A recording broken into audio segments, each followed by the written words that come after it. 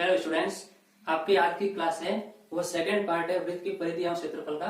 उसका आपको आज एक प्रश्न करवा रहा हूँ जिसमें ये आपके एक वृत्त है, इसकी परिधि है वो एक वर्ग के परिमाप के बराबर है।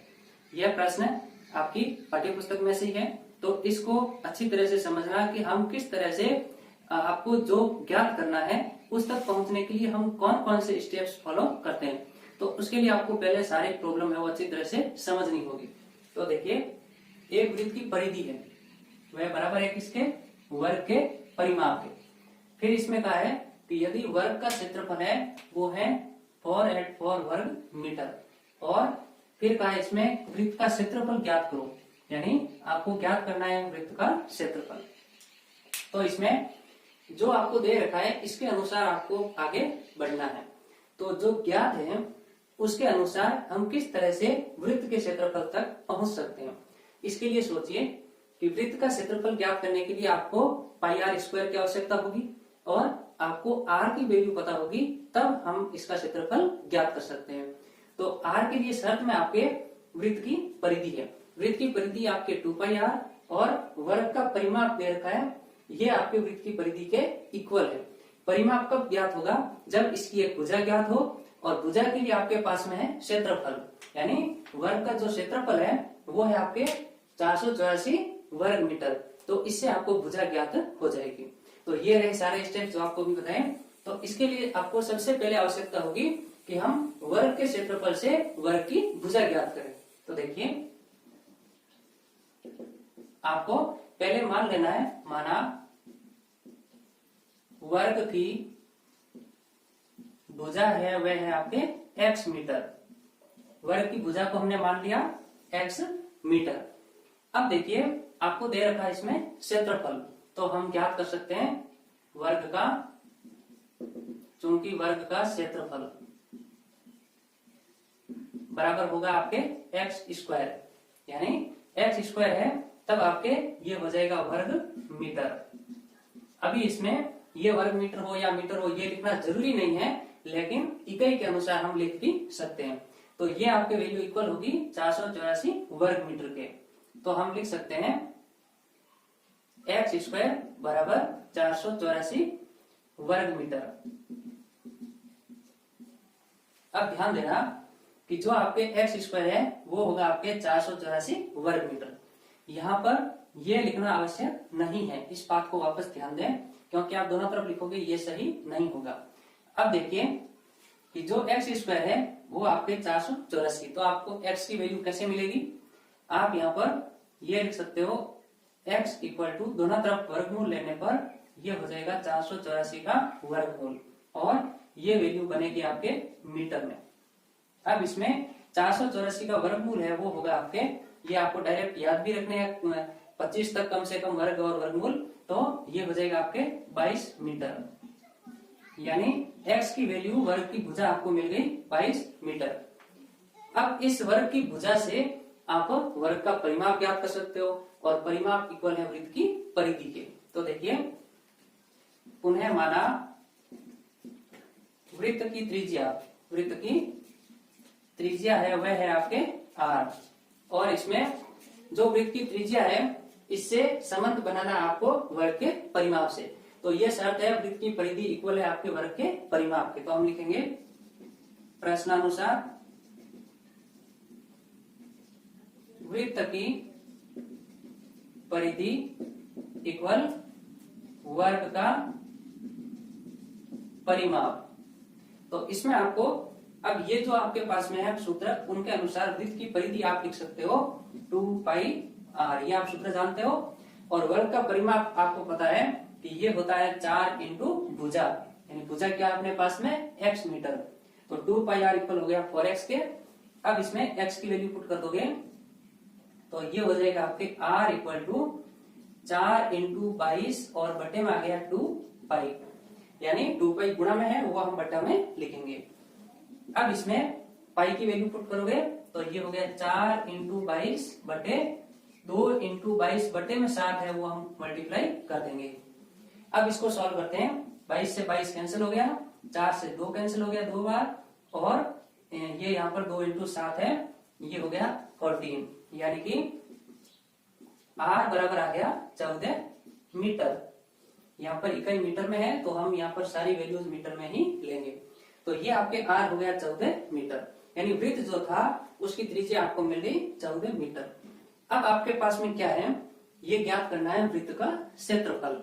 तो वृत्त के क्षेत्रफल के लिए आपको इसकी सूत्र की जरूरत होगी। तो हम लिखेंगे अतः वृत्त का क्षेत्रफल बराबर पाई आर स्क्वायर, यानी ये सूत्र आप जानते हो। इसमें वैल्यूज पुट कीजिए तो आपको मिलेगा वृत्त का क्षेत्रफल बराबर 22/7 इंटू 14 इंटू 14। इनको गुणा करते हैं, यानी 7 है, इससे 14 है वो 2 बार कट रहा है, तो 14 इंटू 2 हो गया आपके 28, 28 इंटू 22 यानी 28 इंटू 22 है। इनको आप गुणा करेंगे तो ये हो जाएगा आपके 616 वर्ग मीटर। तो इस प्रकार से आप जैसे इनको गुणा करेंगे आपको वैल्यू मिलेगी 616 वर्ग मीटर। तो ये आपको आंसर मिल गया वृत्त का क्षेत्रफल। अब ध्यान देना कि ये यहाँ पर प्रश्न है वो किन किन से संबंधित है, एक है वर्ग से और एक है वृत्त से संबंधित। तो आपको अपनी जो भी आंसर बुक है उसमें एक साइड में इस तरफ से हल करना है, और जो साइड में जगह रहती है उसमें आपको 2 चित्र भी बनाने हैं। एक आप बनाओगे इसमें वर्ग का इस तरह से, और एक बनाओगे वृत्त का, और वर्ग की भुजा लिखेंगे आप x, इसकी त्रिज्या आप लिखेंगे r। इस प्रकार से आपको 2 चित्र भी बनाने हैं, ये पेंसिल से बनाने होंगे। तो ये था आपका प्रश्न जिसमें आपको विभिन्न शर्तों की सहायता से आंसर तक पहुंचना। नेक्स्ट देखिए आपके सेम उसी प्रकार का प्रश्न जैसा आपने पिछला किया। इसमें है वृत्ताकार खेत पर आपको 24 रुपए प्रति वर्ग मीटर, यानी कि 24 रुपए प्रति मीटर की दर से, यानी कि यहाँ पर बाढ़ लगा रहे हैं तो ये आपके लंबाई में होगा, क्षेत्रफल में नहीं होगा। तो 24 रुपए प्रति मीटर की दर से बाढ़ लगाने का व्यय कितना है, 5280 रुपए। और फिर इस क्षेत्र की 0.50 यानी कि 58 प्रति वर्ग मीटर की दर से आपको जुताई कराई जाती, यानी कि जो क्षेत्र है या फिर खेत है, तो यहाँ पर क्षेत्र या खेत दोनों शब्द सेम ही है, तो इसमें जुताई कराई जाती है। तो खेत की जुताई कराने का व्यय ज्ञात करो। आपको क्या करना है कि सबसे पहले एक खेत है उसको यहाँ पर कहा है कि एक वृत्ताकार खेत, तो खेत का एक चित्र बना लेते हैं, यानी ये इस प्रकार का एक खेत है। इसमें खेत की त्रिज्या हम यहाँ पर लेते हैं r, इसको नाम देते हैं ये है खेत। ये यहाँ लगाई जाती है बाढ़, यहाँ करनी है आपको जुताई। अब देखिए कि आपको ये सारा हल करने के लिए आपको पहले आवश्यकता है बाढ़, और बाढ़ है ये एक परिधि के रूप में है। किसके रूप में है, परिधि। तो पूरी परिधि में बाढ़ लगाने की आपको पूरा व्यय दे रखा है 5280 रुपए। तो जितनी परिधि लंबाई होगी उस लंबाई को हम जैसे दर से गुणा करेंगे, यानी ये रेट है 24 रुपए प्रति मीटर। तो परिधि की लंबाई जितने भी मीटर होगी उसको हम उसकी दर से, यानी प्रति मीटर कितना खर्चा है, जैसे ही गुणा करेंगे आपको कुल व्यय प्राप्त होगा। तो हम लिखेंगे प्रश्नानुसार बाढ़ लगाने का व्यय है, ये है आपके वृत्त की परिधि,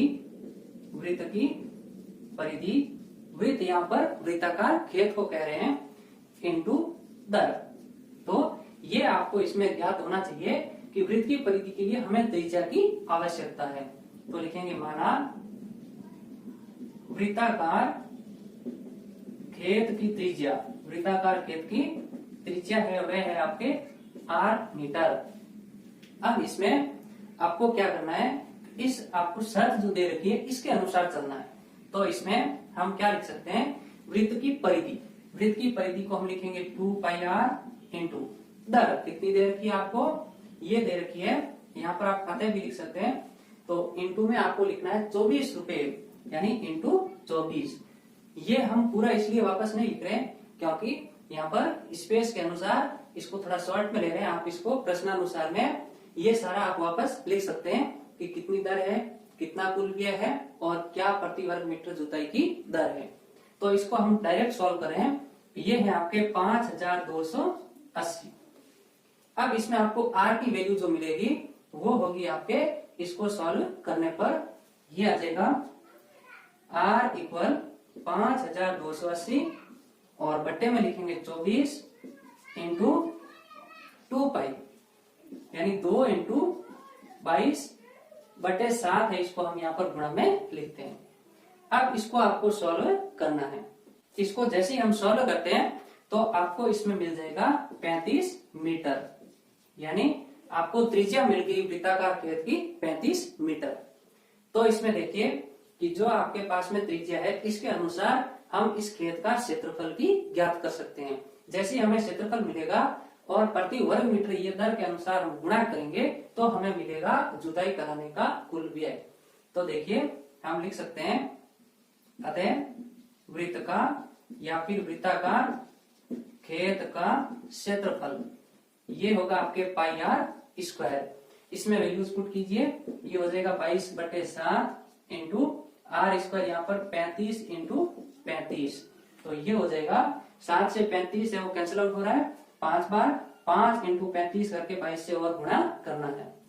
तो आपको मिलता है इसमें 3850 वर्ग मीटर। तो ये मिल गया आपको क्षेत्रफल। कैलकुलेशन में आपको क्या करना है, थोड़ा इजी करने के लिए 7 को इससे कैंसिल किया आपने, 5 इंटू 35 करेंगे तो ये हो जाएगा आपके 350 का आधा कितना होगा 150 यानी 175। तो 175 को हम फिर 22 से गुणा करेंगे। इस प्रकार से फिर आपको इसमें क्षेत्रफल मिल गया। अब क्षेत्रफल के अनुसार हम इसका प्रति वर्ग मीटर जुताई की व्यय ज्ञात करते हैं। तो लिखेंगे प्रश्नानुसार खेत की जुताई की दर है वो है आपके 0.50 रुपए प्रति मीटर स्क्वायर, यानी प्रति वर्ग मीटर है वो दर है आपके 0.50 रुपए। अब इसके अनुसार हम कुल व्यय ज्ञात करेंगे। तो लिखेंगे आते हैं खेत की जुताई का व्यय होगा आपके खेत का क्षेत्रफल इंटू दर। क्षेत्रफल को जैसे हम दर से गुणा करेंगे आपको मिलेगा इसमें खेत की जुताई का व्यय। तो ये हो गया यहाँ पर 3850 वर्ग मीटर, ये तो है क्षेत्रफल, और दर कितनी है 0.50, यानी 0.50 से हम गुणा करेंगे। अब ध्यान देना 0.50 का अर्थ है 50/100। 50/100 यानी हो गया 1/2। तो 2 का भाग लगाना आपको 3850 में। कैलकुलेशन को इजी करने के लिए बाकी यहाँ पर आप क्या करते हैं, इसको इस तरह से ही गुणा करते हैं तो आपको ज्यादा समय लगेगा। तो आपको करना क्या, इसमें 3850 इंटू ये हो जाएगा आपके 50/100, यानी इसी को हम और सॉल्व करते हैं 3850 इंटू 1/2। तो हम 2 से भाग लगाएंगे 3850 में, तो 19 इंटू 2 38 होता है आपके, तो 19 आएगा, और फिर 50 का आधा कर देंगे 25। ये सब जगह आपको इस तरह से आधा नहीं करना है, यहाँ पर आपको वापस चेक भी कर लेना है। तो ये आ गया रुपए, यानी इतना व्यय होगा खेत की जुताई में। ये आपका फाइनल आंसर। इसको आप वापस भी लिख सकते हैं, अर्थात इस वृत्ताकार खेत की जुताई का व्यय बराबर रुपए कितने हैं 1925। तो ये रहा आपका आंसर। तो इस प्रकार प्यारे विद्यार्थियों, आपका जो ये वृत्त की क्षेत्रफल और परिधि का जो चैप्टर चल रहा है, इसको आप कंटिन्यूसली, हम बीच में जो प्रश्न मिस कर रहे हैं वो आपके लिए इजी है इसलिए उनको मिस कर रहे हैं, तो आपको उनको भी सॉल्व करना चाहिए और उनका फीडबैक भी देना चाहिए। यानी कमेंट बॉक्स में आपके जो प्रॉब्लम्स आ रही है उनको आप नोट करके अवश्य लिखें। तो अगली क्लास में मिलते हैं अगले कुछ प्रश्नों के साथ, जिसमें आपको मिलेंगे वृत्त की जो चाप की लंबाई से संबंधित प्रश्न है, और उसके बाद में हम सेकेंडरी के भी कुछ प्रश्न लेंगे।